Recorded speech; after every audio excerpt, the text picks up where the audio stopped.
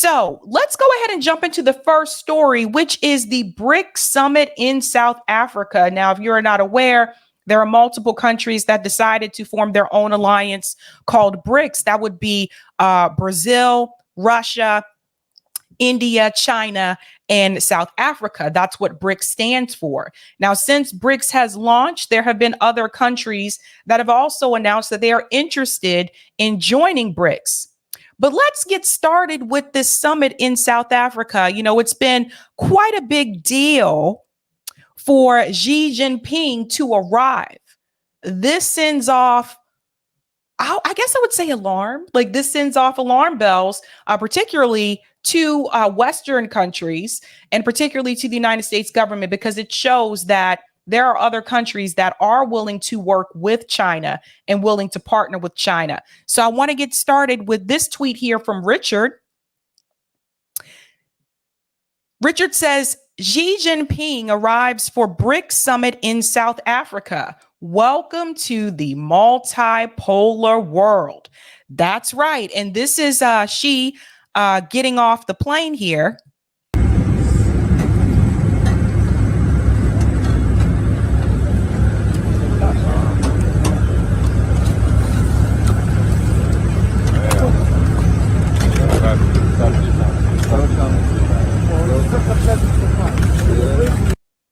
And here's the leader, the gentleman's hand that he's shaking here. This is the leader of South Africa. So this is huge. This is huge. Once again, we are seeing other countries willing to partner with countries in Africa instead of trying to steal their resources, so to speak. So it's not just China, that also includes Russia as well. I'll let this finish here. Wonderful. Glad to have you here. Thank you. Welcome. Thank you so much. Thank you for honoring us. 您来访是我们的荣幸，欢迎您到南非舞台。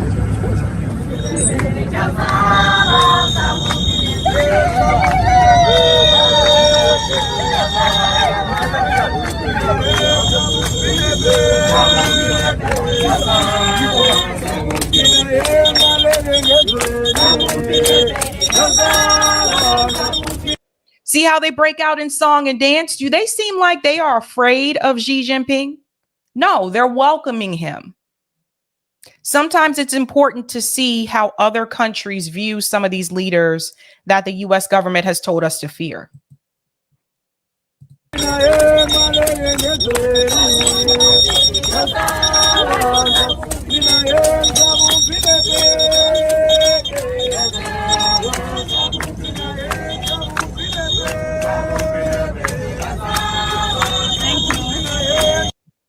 All right. All right. So let's go ahead and dive into that summit in South Africa. Now, CNN has already addressed this. Now, I want you to see the difference in the way that they discussed this based on how the people just greeted Xi Jinping.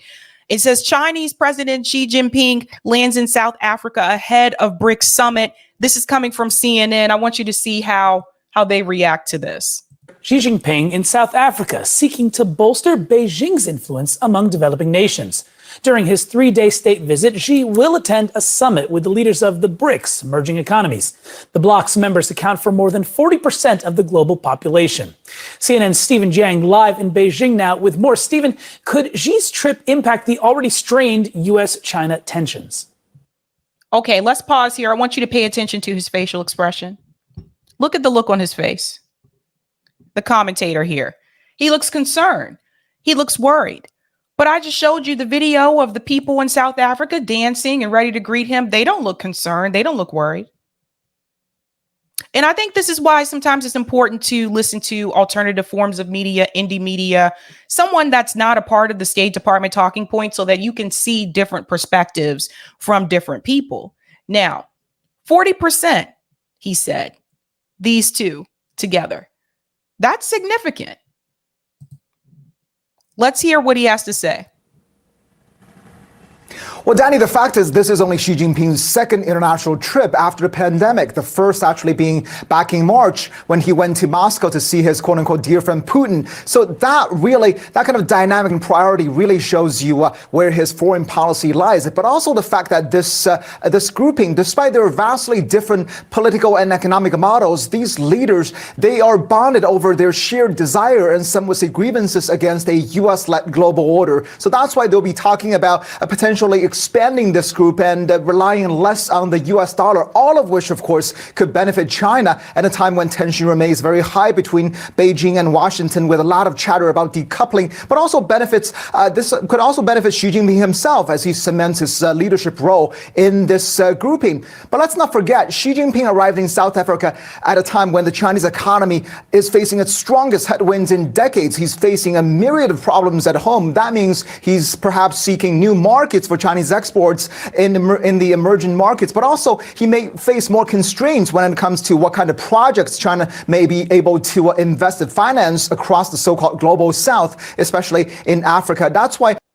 Let me pause here for a second. So I'm going to tell you something that he's not explaining to you.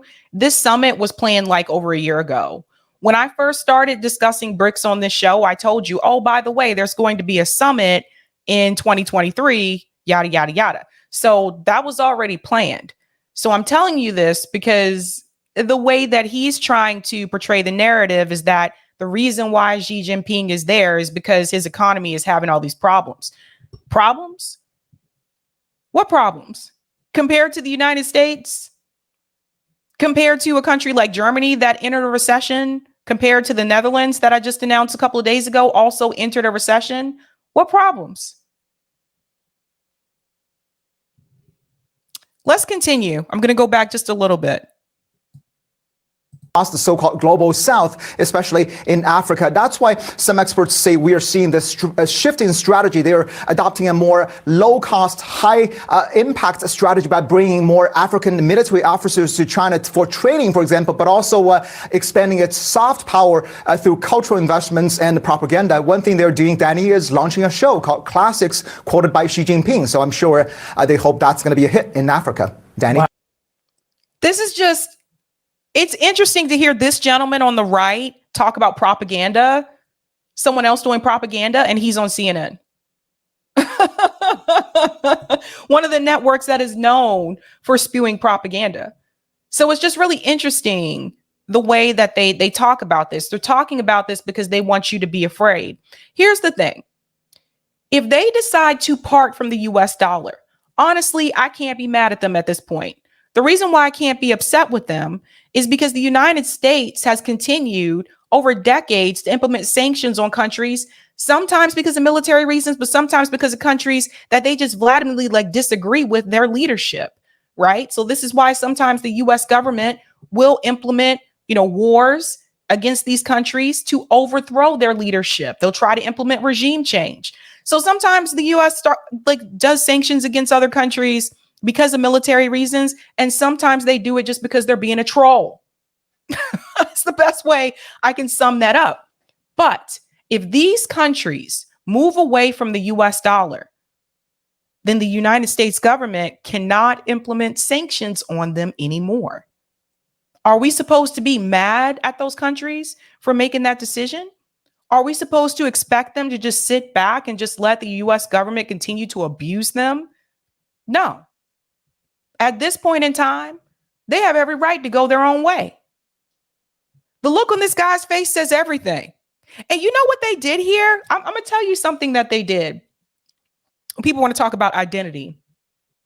Notice the reporter that they brought in to discuss this issue, to criticize China, obviously. Notice they brought in a reporter who just happens to be Asian. I don't think that's a coincidence. I think that was on purpose. Because what CNN wants to do is they want to show the American people, see, even this Asian guy here, even he doesn't like what's happening with China. These are just little things that I pay attention to. We'll go back just a little bit more because I did cut them off. military officers to China for training, for example, but also expanding its soft power through cultural investments and propaganda. One thing they're doing, Danny, is launching a show called Classics, quoted by Xi Jinping. So I'm How dare they launch a show? No, China. You do not get the opportunity to partner up with these other countries and launch a show together. No, you guys can't do that. You see the problem with the US dominance over the world? sure they hope that's going to be a hit in Africa. Danny? Wow.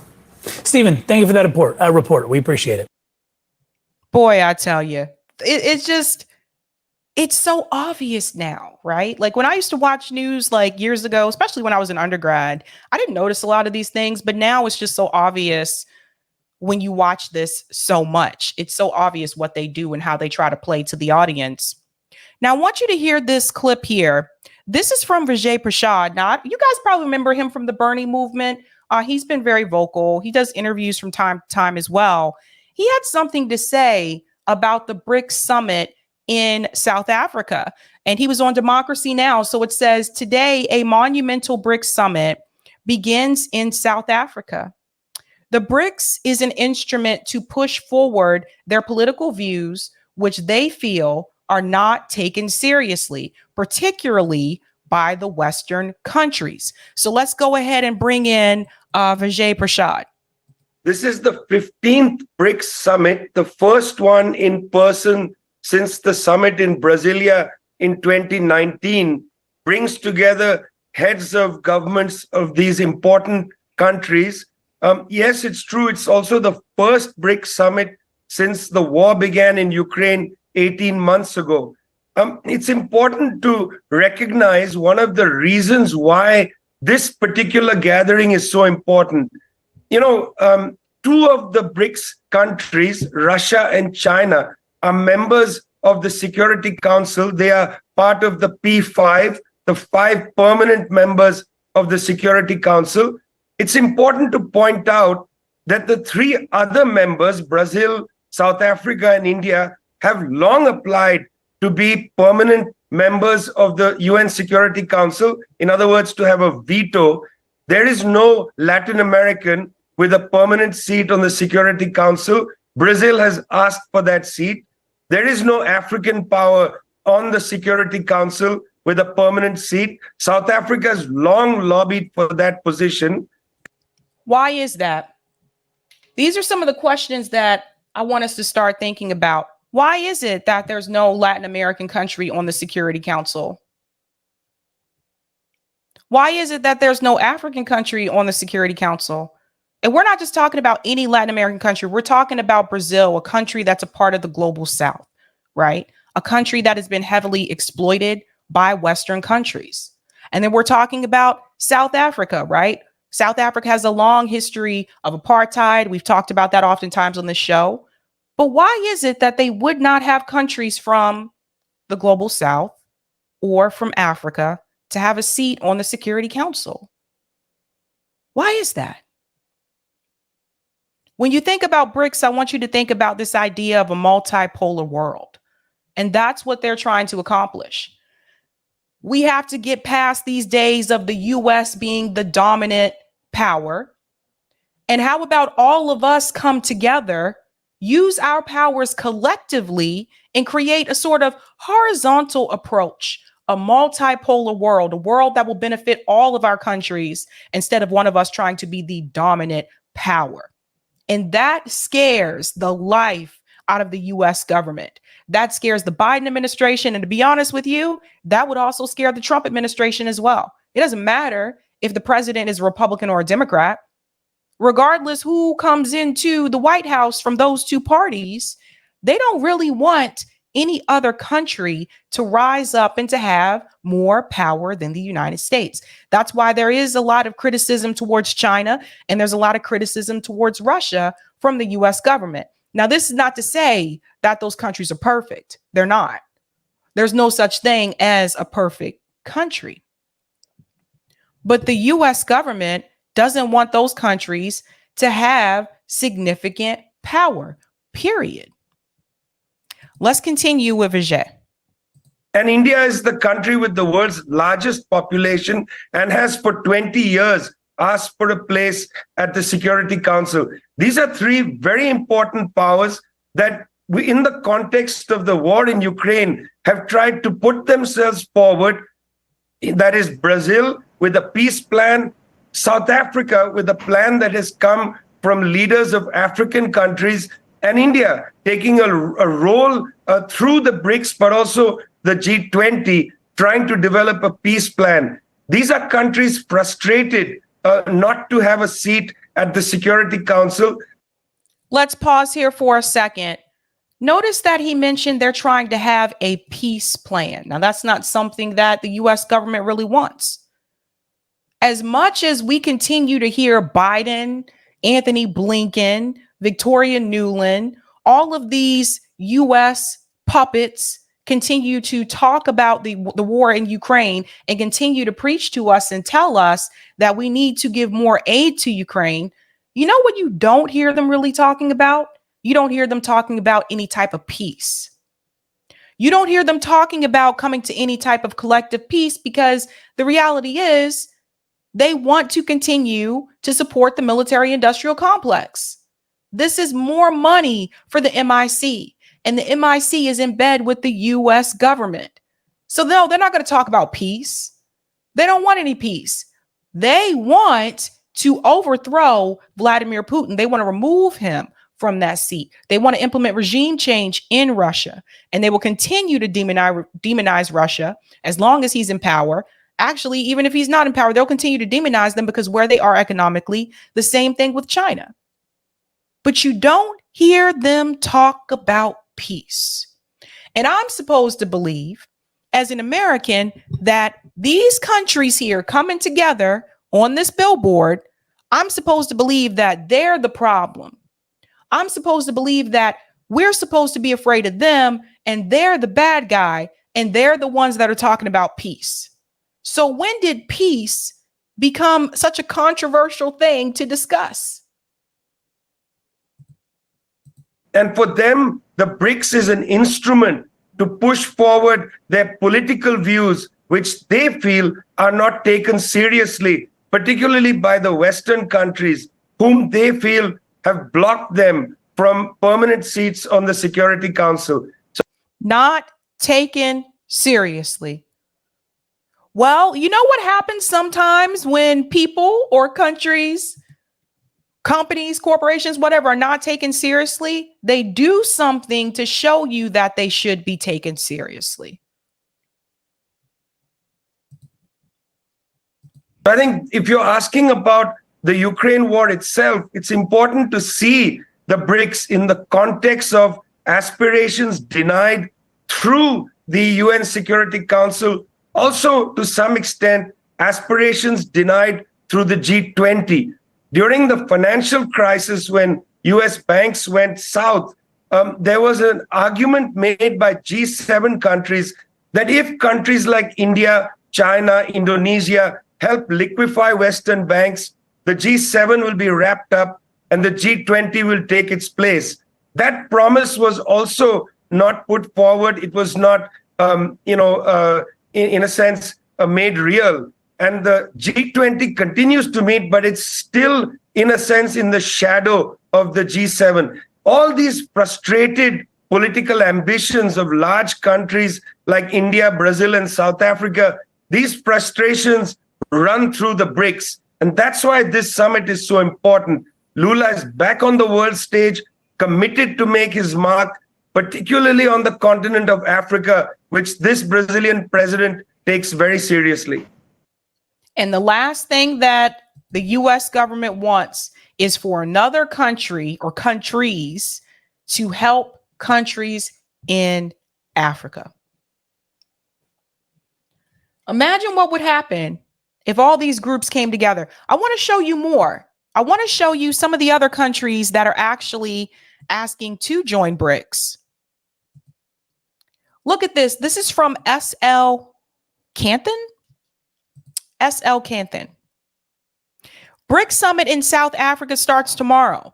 Brazil, President Lula has already landed. Chinese President Xi Jinping just left Beijing. Indian Prime Minister Modi will leave tomorrow morning. Russian President Putin will do video calls. U.S. media ready to publish endless fake news. 40 plus world leaders will be attending. Iranian leader Razi and Indonesia's Jokowi will be attending. New members? Question mark. Take a look at this. Leaders of 23 nations officially expressed desire to join BRICS. So dark blue here is the BRICS. Those are the BRICS countries. And light blue are the ones who expressed their desire to join BRICS. I'm just going to mention it to you. Actually, it's actually bigger if I just do it like this. Here are some of the countries that are interested. Algeria, Argentina, Bangladesh, Bahrain, Belarus, Bolivia, Venezuela, Vietnam, Honduras, Egypt, Indonesia, Iran, Cuba, big one right there, ding, ding, ding, ding, Kazakhstan, Kuwait, Morocco, Nigeria, the UAE, Palestine. You see this, guys? Saudi Arabia, Senegal, Thailand, and Ethiopia. Now, what's really interesting, Saudi Arabia is an ally of the United States government. But even Saudi Arabia is wanting to partake in a multipolar world. What would this mean for the relationship that the U.S. has with Saudi Arabia? And if the U.S. government loses their relationship with Saudi Arabia, what does that mean in reference to oil? This is another reason why we need to move away from depending on some of these resources like oil, because that's really why we have the relationship that we have with Saudi Arabia to begin with. We want their oil. What would happen? You see all these countries willing to get on board? 23. Now, I'm not sure what happened to Mexico. Last year, when I covered BRICS, at one point, Mexico was also interested. I'm not sure if they changed their mind, but they're not on this list. So to me, I don't know. I'm going to have to look into that to find out why they're not listed here anymore. Maybe they changed their mind. But still, that's besides the point. Because it goes to show you that more countries are no longer willing to sit back and to sit up here and to put up with the United States being a dominant power and considering that maybe they can all share their power collectively, a multipolar world. Now, I mentioned something about the U.S. basically not wanting any other country to have that sort of power. That actually comes from a particular doctrine, the Wolfowitz doctrine. I want to add this to the screen here. You see this gentleman here? This is Paul Wolfowitz. He's the one who sponsored the doctrine. They named it after Paul. Let me explain to you what this is. Let's go down here, right to doctrine articles. The doctrine announces the U.S. status as the world's only remaining superpower following the collapse of the Soviet Union at the end of the Cold War, and proclaims its main objective to be retaining that status. Do you see this? Our first objective is to prevent the re-emergence of a new rival, either on the territory of the former Soviet Union or elsewhere, that poses a threat on the order of that posed formally by the Soviet Union. This is a dominant consideration underlying the new regional defense strategy and requires that we endeavor to prevent any hostile power from dominating a region whose resources would, under consolidated control, be sufficient to generate global power. Do you see this? Resources, hostile power. So any country that emerges as a new rival to the United States, the US government is going to paint them as hostile. They see them as hostile, especially if resources are involved. Now, there's another piece I want to show you here. U.S. primacy. The doctrine establishes the U.S. leadership role within the New World Order. The U.S. must show the leadership necessary to establish and protect a new order that holds the promise of convincing potential competitors that they need not aspire to a greater role or pursue a more aggressive posture to protect their legitimate interests. Do you see this? To convince other countries not to aspire to a greater role. In other words, they want those countries to just stay in their place. That's terrible. If you have not heard of the Wolfowitz doctrine, there's so much more on this you can read. For the sake of time, I can't get into everything. But if you haven't heard of this, read about this. Check out Wolfowitz doctrine. It'll explain a lot in reference to what's happening globally in the US government.